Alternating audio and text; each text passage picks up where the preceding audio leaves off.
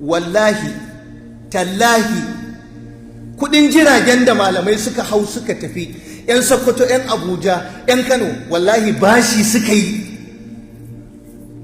suka tafi. Wallahi sai bayan mun dawo daga taron, kun jina muku rantsuwa, bayan kwana 3 kwana 4 aka bamu kudin jirgin da muka hau, ni ina cikinsu. Wani ma ya biya kudin jirgi ya kashe 300,000 an bashi 200,000.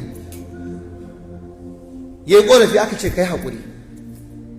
Wallahi tallahi 'yan Najeriya, abinda malamai 150 ko wani abu makamancin wannan suka je, gayyatar Spring Council for Shari'a ne, ba gayyatar gwamnati ba ne.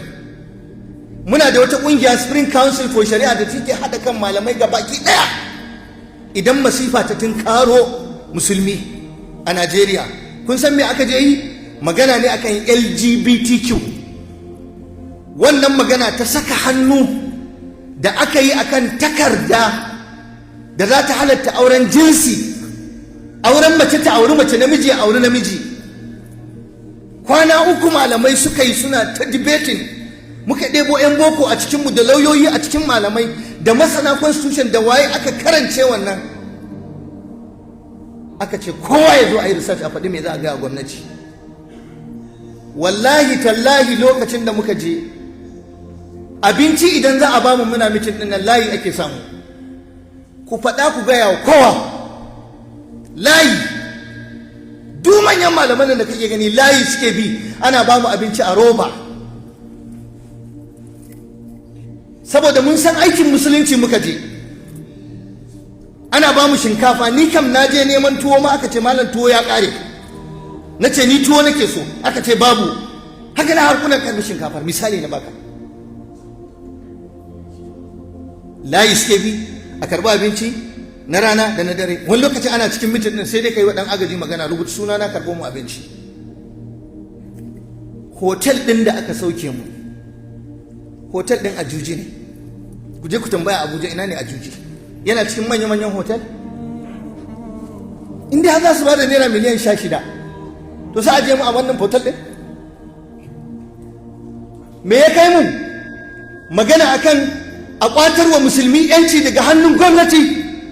Ta je ta rattaba hannu ba da izinin mu ba da yardar mu ba akan wannan doka ta halatta auren jinsi, ta halatta mutum ya auri dabba, male domination, namiji yana mallakar mace, hana aure, hana rabon gado, hana abubuwa. Muka ce duk mu yadda da wannan ba.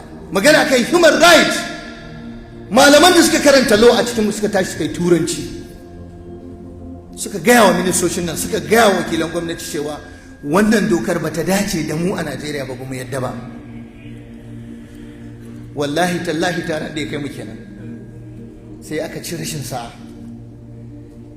Daidai da za a gama taron sai aka fara yada maganar cewa za a yi zanga-zanga a Najeriya. Kullum wani mara tsoron Allah mara albarka kudin sai ya dauki wannan hoton, sai ya yada a cikin wannan social media da take cike da sharri. Ya ce ga malamai nan sun je Abuja an tara su, an ce kada a yi zanga-zanga. Wallahi tallahi ba haka bane, kuma ba haka aka yi ba, kuma ba shi ya kai mu ba. Amma mun bar wa Allah, mun bar wa Allah, Allah ya isa.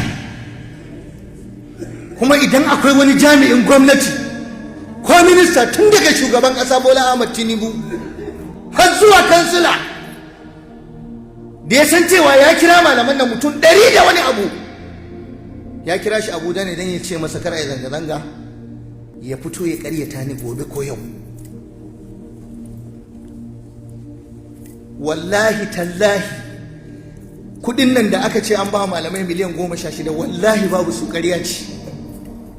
Kuma muna shaida muku, na rantse da Allah mun fi karfin miliyan 16, dan uban miliyan 16 nawa take? Ko mata kirki za ta saya maka?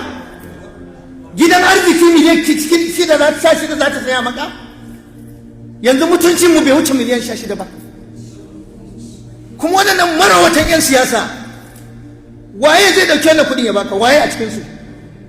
A gaya mana a gwamnatin nan gaba ɗaya, wani malamin addini ta azurta? Wata dauke wata lauci? wata ba shi gida irin na sanata, wa gwamnatin nan ta ba wa gida a Abuja ko ta ba shi gida kaza a cikin malamai masu karantar da ku Qur'ani da hadisi, waye? Idan akwai mutum ɗaya, dan Allah gwamnati ta zo ta karyata abin da na faɗa.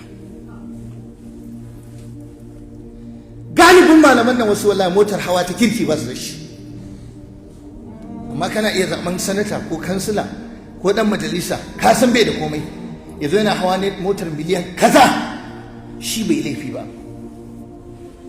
Kuma dan Najeriya in bai ji tsoron Allah ba, wallahi Allah bai zai bashi da alhakin malamansa ba. Yanzu duk wannan Najeriya fa yana da dama, kamar yanzu gwamna ya kira kai baka miliyan 20 ya ce ya taimaka ma, sai a zage ka, ko ya baka miliyan 10, ko ya baka miliyan 3, ko wannan uwanka ya taimake ka ya maka wani abu na kyautatawa, ko ya ce ma ga kuɗi ka je ka inganta kasuwa. Yanzu duk za ku ba da fatawa, kowa ya halatta ya karba, amma wannan malamin addini ko a ɓoye aka ɗauka aka baka to ka ci haram. Shi kan malami an haramta masa wani ya bashi ihsani ya kyautata mai? Yanzu yadda muke da kai da malaminka, in ka je ka sai mai buhun shinkafa 2 ka kai mai gida ka ce gashi an taimaka iyali, an yi laifin ya karba ya haram? To wannan bari ku gane illar. So suke duk wani taimako da gwamnati za ta bayar to kar ta yadda ta ba malaman addini, kuma duk wanda idan ganta kansa ga addini kar a bashi.